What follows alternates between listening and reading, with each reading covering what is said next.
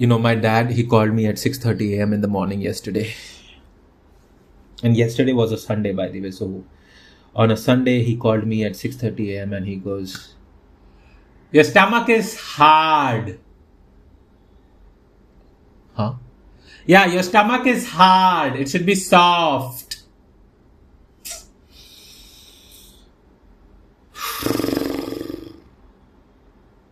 Here's a piece of advice to all of us, including me. If you're calling a guy at 6:30 a.m. in the morning and if you decide to use adjectives like hard and soft to describe a noun which is a body part, let's not follow it up with stomach. Okay? Let's not follow these adjectives with stomach. And I'm lying there thinking, why did I even pick up this call? And this is the reason why I picked up this call, because this could have been someone died, right? Someone had some medical emergency.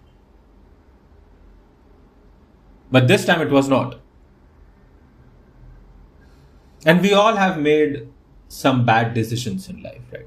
We all have taken some bad decisions in life. We have all made some wrong life choices, right? Smoking, drinking, introducing our father to YouTube. And the moment he used stomach and hard in one sentence, I knew where this is coming from. I could connect the dots. I don't know if you can, but I could connect the dots. And then he goes on, like how you should have your dinner before 8 p.m., how you should walk more often, and that ugly face of yours, do something about that ugly face, shave it, Botox it, but just fix that ugly face of yours. I don't know why he's so upset about my face. This face is his gift to me. I inherited it from him.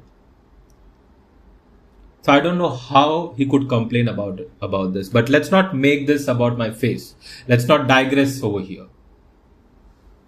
Coming back. Yeah, so he goes on to list all of this, and at some point he realizes that I don't have his full attention, right?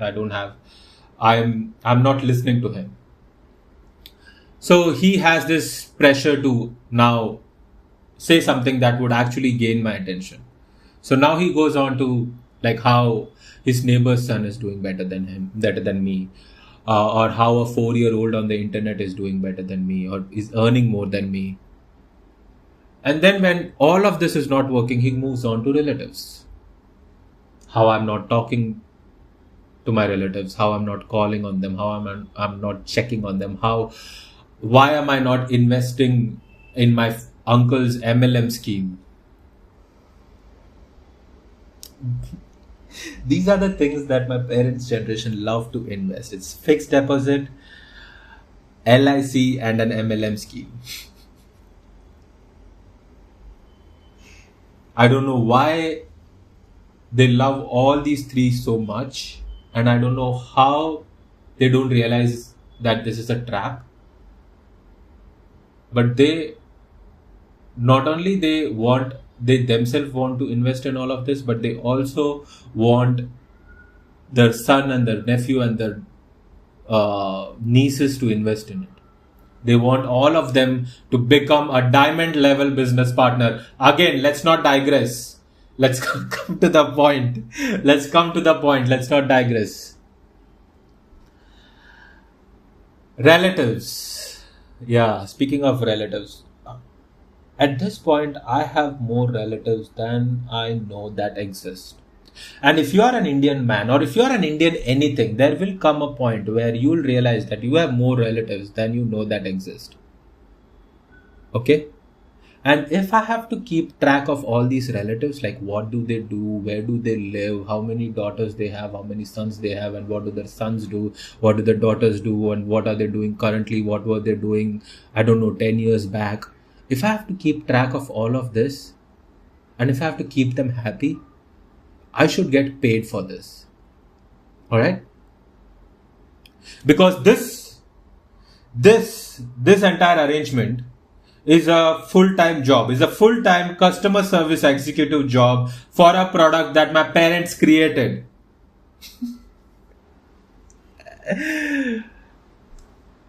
I mean, imagine, think about it. You have KPIs, you have SLAs. If you breach these SLAs, the ticket is escalated to your dad. every week, every week, my dad sits with me and has a status report. It's like, oh, Uncle Suresh is not happy with you. You have let us down. Your satisfaction score has gone down. You are no more a 5-star rated product of ours. And keep in mind, while all of this is happening, there's one more product in the market which is performing exceptionally well, which is performing phenomenally well.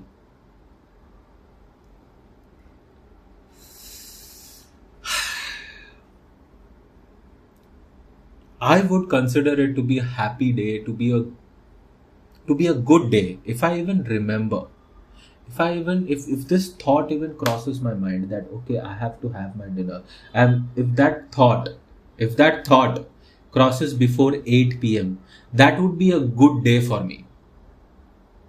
Okay? That's where I am now in my life. But again, let's not make it about me. This podcast is about me, I guess, but let's not make it about me. All of this is happening, and you know how in movies or in those cartoons, when you're thinking something about anything, there are two characters that appear on top of the cartoons or the cartoon character's head. Like, there are two characters that appear. There is one angel and one devil. In my mind or in my brain, there are two lawyers who are arguing this case. Alright? This one lawyer, let's say this one lawyer, she gets up and she says, Your Honor, this is ridiculous. Calling someone at 6:30 a.m. in the morning just to say that they are fat and ugly? How is this fair? And the moment this lawyer is just starting to argue, put her arguments in front of the judge, there's the second lawyer who gets up. And goes, Objection, Your Honor. These people, they gave birth to him. They raised him, they paid his school fees, they took him to hospitals, they lost sleep over him. They sacrificed their blood, sweat and tears over this ingrate who cannot pick up a call at 6:30 a.m. in the morning and go like, okay dad, I'll have my dinner at 8 p.m. Is worrying or is caring for their own son a crime? Is that too much to ask for? And that's it. That's it. That's all the argument, or that's all the points that was required to make that judge cry. The judge is crying now. And I'm guilty. The sentence is announced. I'm guilty as charged. I am an ungrateful, fat, ugly disappointment of a son. The case is closed. Here's the thing, okay? I'm overthinking all of this. Alright? I might be overthinking all of this. Maybe my dad does not want me to feel guilty. Like it's not my dad's intention to make me feel guilty. Maybe all he did was call me at 6:30 a.m. in the morning, of course. Call me at 6:30 a.m. in the morning and go like, you're fat, you're ugly. And then he kept his phone. Then he hung up, basically. He doesn't even say bye before hanging up. That's my dad. Okay? And I am sleeping there, thinking, looking at the ceiling and thinking, what a disappointment of a son am I. All of this that you just heard is just me overthinking about something.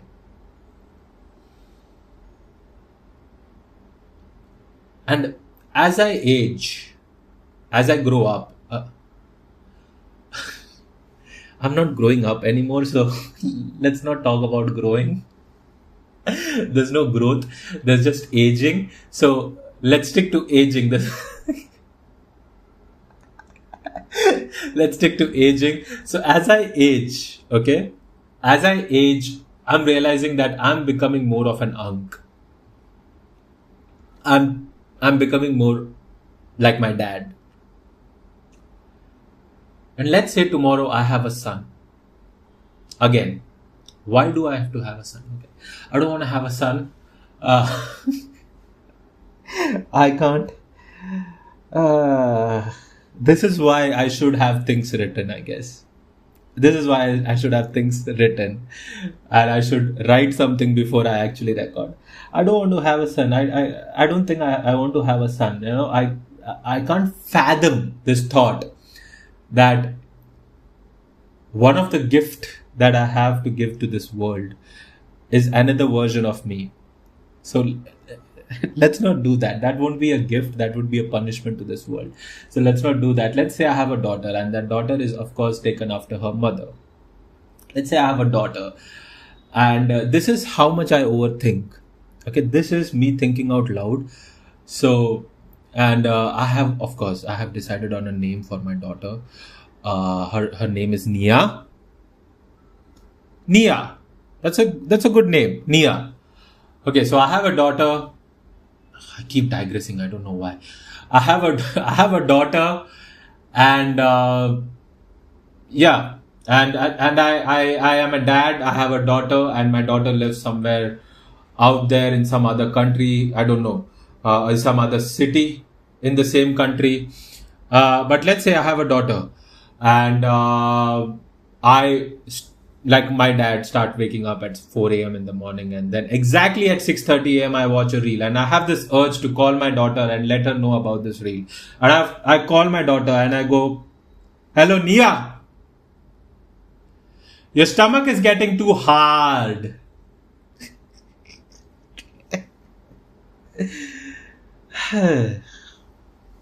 We come full circle, no? And I hope of course, my daughter would go like, "Dad, it's 6:30 a.m. in the morning. I just finished my shift.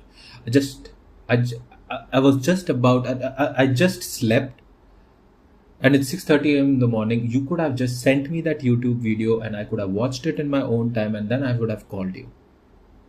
So let me sleep now. I'm hanging up." And just as she hangs up, just as she is hanging up, I hope she says, "Bye, I love you, Dad." And I say, "Okay, bye, Nia, I love you too." Because the only way my dad said "I love you" is by calling me fat and by calling me ugly. That is his love language. Anyways, this was again one of those overthinking episodes in my life. So again, as I said, I could be wrong about all of this. So each and everyone can decide for themselves. So I could be wrong. Whatever. Bye.